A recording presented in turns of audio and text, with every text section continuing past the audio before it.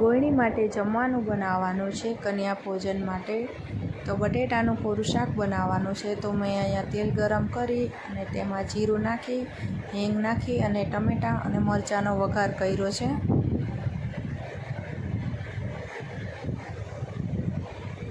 અને લીમડાના પત્તા છે એ પણ સાઈડમાં તેલમાં નાખ્યા છે.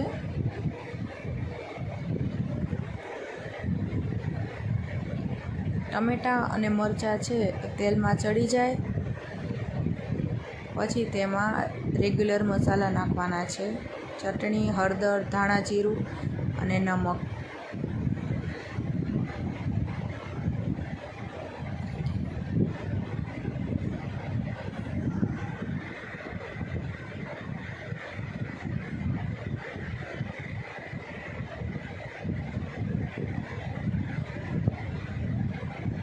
પછી અહીંયા મસાલા નાખી દીધા છે.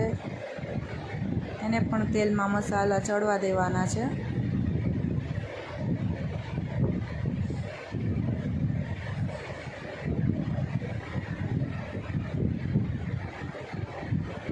મસાલા સરસ તેલમાં ચડી ગયા છે. બાફેલા બટેટા એડ કરી દીધા છે તેમાં. પછી ધીમે હલાવી અને બધું મિક્સ કરી દીધું હતું મેં. પછી તેમાં લીંબુ નાખી દીધું છે અને લીલા ધાણા એડ કરી દીધા છે.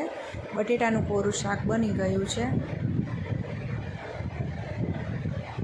બહુ તીખું નથી બનાવ્યું, નાના ગોળણી જમવાના છે ને એટલે.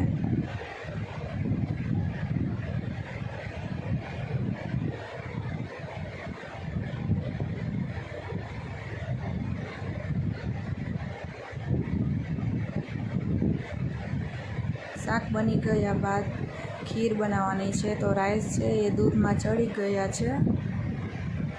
પછી તેમાં ખાંડ એડ કરી, એલચી પાવડર એડ કર્યો છે, કાજુ બદામની કતરણ એડ કરી દીધી છે.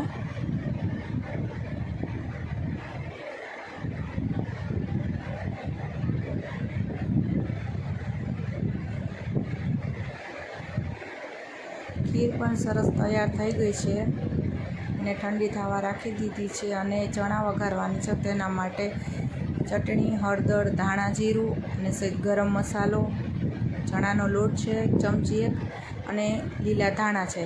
પાણી નાખી અને સરસ બેટર બનાવી લીધું છે.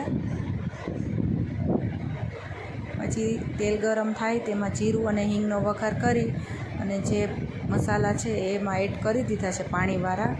એકદમ સરસ મસાલા છે એ ચડીવા દેવાના છે. પછી મસાલા સરસ ચડી જાય પછી તેમાં ચણા એડ કરી દેવાના છે. બાફેલા ચણા છે જે રાતે પલાળી દીધા હતા. થોડી વાર ચડી જાય ત્યાં પાણી છે એ બધું બળી જશે એટલે એકદમ ઘાટું શાક સરસ તૈયાર થઈ જાય છે. હવે સરસ શાક બની ગયું છે. તેમાં પણ ધાણા એડ કરી દીધા. પછી તેલ ગરમ મૂકી અને અહીંયા પાપડ તળી લીધા હતા.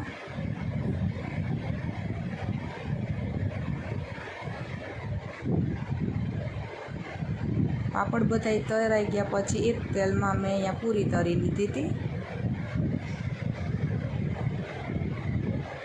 પૂરી પર બધી તૈયાર થઈ ગઈ છે.